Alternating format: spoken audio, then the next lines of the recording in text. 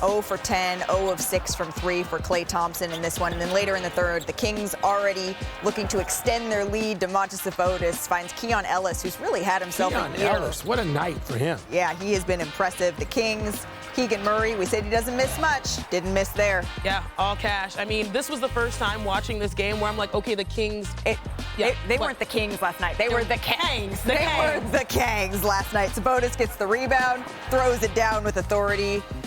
The Warriors fans in the building not too thrilled. So the Sacramento Kings advance to another play-in game, live to fight another day. They light the beam, and the questions start going, especially as Klay Thompson takes one more look around. Will he be with the team next year? Draymond has some thoughts. I got no reason to go into it like, oh, man, they're not going to do right by Klay. They did right by me. They've done right by Steph. They've done right by all of us. You know, Klay tore his ACL. They paid him $160 million. So I have no reason to think that our ownership group aren't going to take care of us. So tonight was tough to, to see him struggle. But as I told the guys in there, that, it's all part of being an athlete and being an NBA player. I mean, there's incredible highs and really tough lows, and this was a tough one for Klay and for the whole team. I could never see myself, not with those two guys. I understand this league changes and there's so many things that go into it, and we're not going to play forever, but, we've experienced so much together, and at the end of the day, again, I know they want to win. I know I want to win, and that's all I'm worried about. So I think there are two important things that Steph said there. That he wants to win, and he can't imagine doing it without these guys. And that's something that Steph Curry has told me so many times over the years as I've sat down with him in different interviews. And this is hard, Chiney, because it just feels like there's so many coulda, shoulda, wouldas when it comes down to the season. But do you think it's possible, Woj, when you look at all the roster moves that they have at their availability, at their disposal here, to both keep this group together and to win at the level Steph is talking about? I think it's going to be really, really difficult for this to be a championship team again. But can this be a team that can get into playoffs, maybe win a round? Sure. Now, you can say, hey, the standard's different in Golden State. Well, welcome to the reality of the NBA. And Steve Kerr said it last night. These things don't go on forever. I think the questions for Golden State are going to be re-signing Klay Thompson at what number, how many years on a contract, and then he can measure what they're willing to do off of what's out there in the marketplace and decide, and how much of their infrastructure, of their draft picks, of their young players, are they willing to put into a trade to maybe go get a more established, younger, say maybe borderline all-star player, maybe an all-star player who's available, and to try to maximize this window with Steph Curry that really compromises them long-term. These are difficult questions. I mean, go back to when Ramona Shelburne and I reported about their interest in LeBron James prior to the trade deadline. They never talked players between the Lakers and the Warriors. But I think perhaps what Golden State would have offered and how much they would have been willing to put in a deal versus what the Lakers would have asked for, I think it may have been two very different things. And even if the Warriors strike it rich on all these moves, they're not doing this in a vacuum. Oklahoma City's not going anywhere. Minnesota doesn't look like the Ant-Man is about 12 years old. He's not going anywhere. Well, not to mention the Grizzlies are coming back. The Grizzlies are going to come back with Ja. You have Victor not wanting to lose. And Denver, I didn't even start with Denver.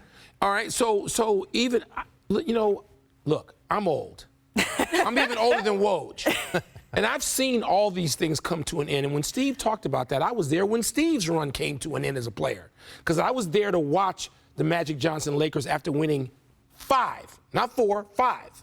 After seeing Jordan's teams win 6. Nobody thought they were going to see Scottie Pippen on Portland and then Houston, but that's what happened. There's a whole award-winning series that shook the athletic world, The Last Dance. There's a reason. You know who was dancing on that team? Steve Kerr. He knows this. He knows how this goes. No, I don't see them coming back, running it back and winning, because they're not good enough anymore. It's okay. Like, this is not an insult. all of these things in a sport with a cap come to an end. The Warriors look very much like this is the end. I felt bad, Malika. I thought about you. I was going to text you last night. So let me leave the captain alone right now because I know it's a tough night. The captain is my dad, and he's struggling a little bit today. Well, as one would expect. But do I see them coming back with this group and contending? No. Yeah, this is the moment, and I know you said you've seen different iterations of dynasties ending. You could just see it and hear it from the podium. Right? Like, it feels like, even though they may not be saying it, the emotions, Klay staying on the court. Yes. I mean, Draymond saying, taking care of us, that's not necessarily the mindset of a team that wins, right? Yep. It's got to be taking care of Steph, who is protecting his prime. I know what he meant, but I do feel like it is, yeah. And this is a new economic climate, a new salary cap that's built for teams to build through draft picks and not teams like Golden State to run up luxury tax. Not to mention, and as you said, the rest of the West is coming. Not just the teams that are in it now, but the teams that will be there next year. The Warriors, they may need more than just a bucket as we say hello to our front office insider, Bobby Marks. Bobby, after Golden State was eliminated from postseason contention by the Sacramento Kings, there are so many questions surrounding this franchise, but I'm looking at Chris Paul, Klay Thompson, and Draymond Green more specifically. You've been in these front offices making these decisions. How should the Warriors move forward here? Yeah, Malika, Joe Lacob has been on the record, right? He said he's willing to go under that luxury tax threshold, which is at $171 million. And when you look at the Warriors right now, $174 million in payroll, it certainly starts with Chris Paul. He's got a $30 million contract for next season, a June 28th guarantee date. And when you do the math, to keep Klay Thompson, Chris Paul is likely going to be the odd man out. And that leads to the future of Klay Thompson here. An unrestricted free agent, only the second time in his career, eligible for 4 years, $221 million up until June 30th. That likely is not going to happen. I think the magic number to get Klay back is somewhere in that $25 to $30 million number. But there are shooters out there. Orlando, Oklahoma City, Philadelphia all have cap space to go out and sign him outright. And then finally, the third.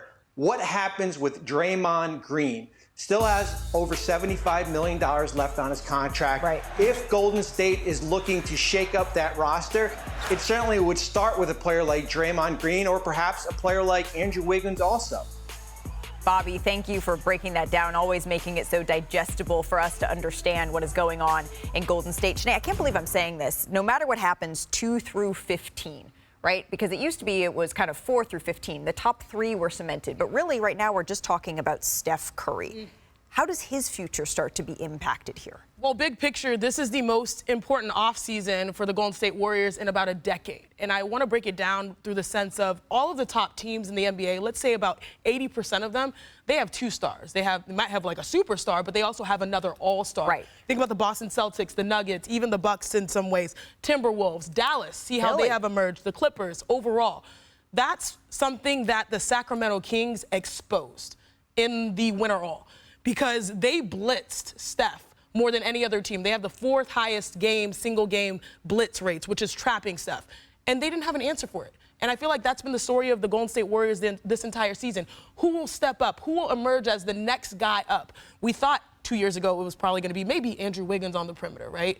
Now you have Jonathan Kuminga having good games, Moses Moody having good games, but we still don't feel bought in that those guys are going to be the guy for Steph to maximize their prime. And so we've seen it over the course of the entire season.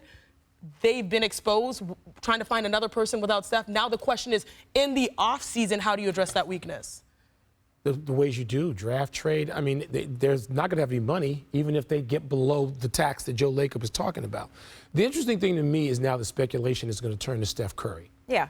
And people are going to say, Steph Curry could say he wants to be somewhere else. Look, I spent a lot of time the last 10 years going to games in Golden State and going to sit with Steph Curry. Oh, when you said games, I thought you meant golf. No, well, that too, with Steph Curry, a few of those times. Yeah.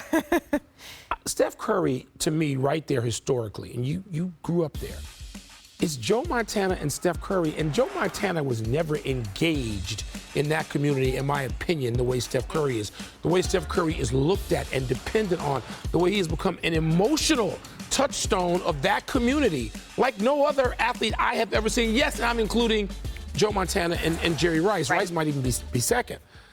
I don't see Steph Curry going anywhere. Do you? No, I do not. And we have to, I think, take him also at face value because he said he wants to be here, he wants to win here, and he wants to win with those guys.